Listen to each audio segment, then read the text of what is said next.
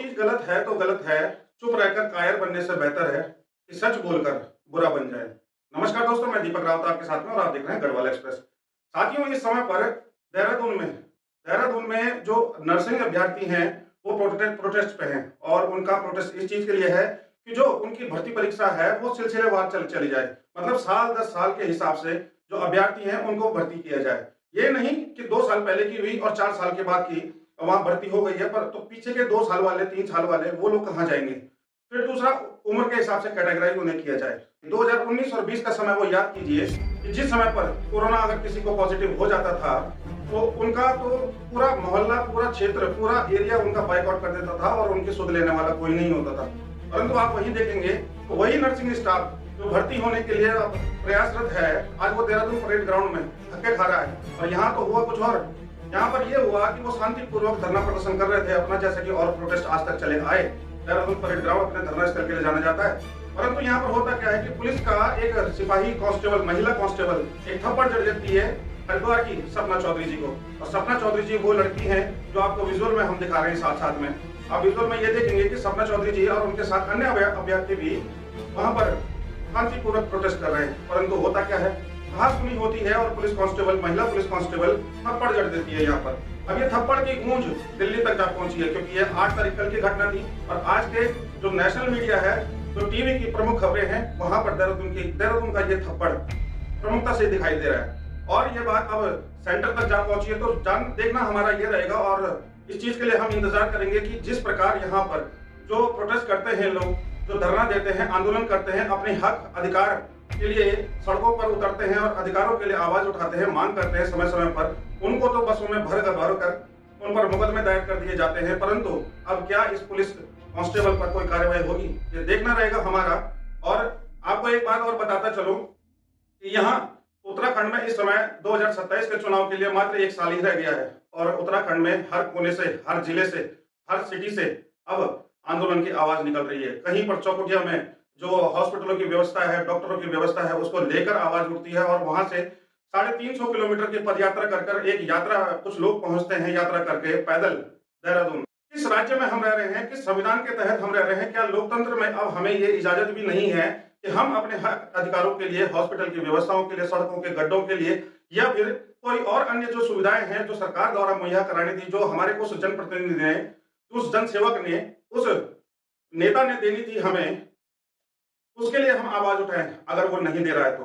परंतु आज भी कई गांव ऐसे हैं जहां पर 4 साल पहले तो बोर्ड लगा दिया जाता है कि अब यहां पर सड़क होगी, लेकिन 4 वर्ष उपरांत भी वहां पर केवल खुदाई दिखती है, सड़क नहीं दिखती है।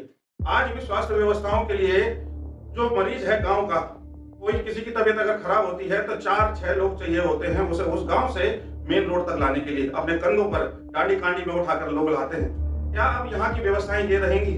अब चूंकि मंत्री धन सिंह रावत, आप देखिए कि इतने बड़े स्वास्थ्य मंत्री हैं, हालांकि कद उनका छोटा है परंतु पद उनका बड़ा है। अब पद बड़ा है तो चौकुटिया वाले अगर डॉक्टर मांग रहे हैं तो आप उनको बसों में भरकर भगा दे रहे हैं और समय समय पर यहाँ प्रमुख खबरें निकल कर आती हैं कि आज इस चीज के जो कमी थी उससे आज इस व्यक्ति की मृत्यु हो गई। आज ये चीज की कमी थी तो इस व्यक्ति की मृत्यु होगी। ज्यादा दूर की बात नहीं करूंगा, अगर मैं कोटद्वार की बात करूं तो कोटद्वार का जो बेस चिकित्सालय है, जो 5 मंजिला हॉस्पिटल है, आज की डेट में वो रेफर सेंटर बन के रह गया। अब रेफर सेंटर क्यों? क्योंकि यहाँ पर ग्लूकोज की बोतल के अलावा और कुछ नहीं मिलता, और अगर मिलता है तो रेफर सेंटर का वो सर्टिफिकेट मिलता है जो ये कहता है कि आपको अन्य हॉस्पिटल के लिए हमने रेफर कर दिया है, अब आप जाइए वहां पर अपना आयुष्मान कार्ड लगाइए या कुछ और लगाइए। ये तो स्वास्थ्य व्यवस्थाएं हैं।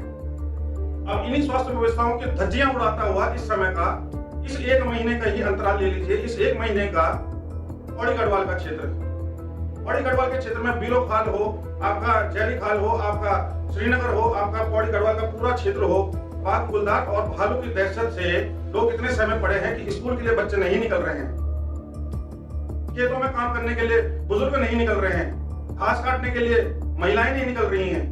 क्यों? क्योंकि उनके अंदर वो डर बैठ गया है कि अब कि हम घर से बाहर निकलेंगे तो कहीं घात लगाकर वो बाघ, वो गुलदार, वो भालू ना बैठा हो वहां पर और उनकी जीवन लीला समाप्त कर दे। तो क्या ये जिम्मेदारी उन नेताओं की नहीं थी जिनको हमने वोट देकर विधानसभा तक पहुंचाया था? क्या उनकी ये जिम्मेदारी नहीं बनती? क्या ये जिम्मेदारी केवल उस नागरिक की ही बनती है कि बस वो रोड पर आकर प्रोटेस्ट करेगा तब जाके कुछ काम होगा? और होता क्या है, आपके 3 पात मिलते हैं फिर, आश्वासन मिलता है केवल। और हाँ, एक चीज और कहना चाहूंगा, आप वोटर हैं तो आप केवल अपने आप को वोटर मत समझिए, क्योंकि नेता आपको केवल वोटर समझता है और 4.5 वर्ष के उपरांत वो आता है, 4.5 वर्ष तक वो आलोक स्थिति में रहता है। तो वैसे ही ये अपनी निद्रा के बाद आते हैं अंतिम के 6 महीने में, और तब आपको लोग लुभावन वादे करते हैं और कहते हैं कि मैं तुम्हें ये दूंगा, मैं तुम्हें वो दूंगा, मैं तुम्हें ये व्यवस्था दूंगा। और हाँ, साथ साथ में अब तो समय वो चल पड़ा है कि अब तो नोटों से खरीदा जाता है वोट। वोट दो और नोट लो वाली ये कहावत अब सच में हकीकत बनती हुई नजर आ रही है, क्योंकि ये 2027 का चुनाव अब नोटों के दम पर ही लड़ा जाएगा, कहीं ऐसा ना हो। तो मैं साफ साफ आपको ये बताना चाह रहा हूँ कि जो प्रोटेस्ट आज नर्सिंग अभ्यर्थियों का देहरादून में चल रहा है, वैसे ही उससे पहले बेरोजगार पेपर लीक का भी चला था, बेरोजगार संघ का भी चला था, यहाँ पर स्मार्ट मीटर के विरोध के लिए भी चला है, सांडों को इस प्रदेश को, इस क्षेत्र को सांड मुक्त करने के लिए भी चला है। परंतु हुआ क्या आज तक इतने प्रोटेस्ट का? भाग के 3 पात ही हासिल हुए हैं। तो जागो मोहन प्यारे, अब बहुत देर हो चुकी, अब तो अपनी आंखें खोलो और ये समझो कि कौन आपके लिए सक्षम है, कौन आपके लिए जिम्मेदार है, कौन आपके लिए आपका हिमायती है, कौन आपके लिए सोचता है और करता है और करके दिखाता है। अब वो समय आ गया है कि आप विचार करें, मंथन करें कि आप कितना जागरूक है और आपका नेता जिसको आपने वोट देना है वो कितना जागरूक है। बाकी मैं आप पर छोड़ता हूँ।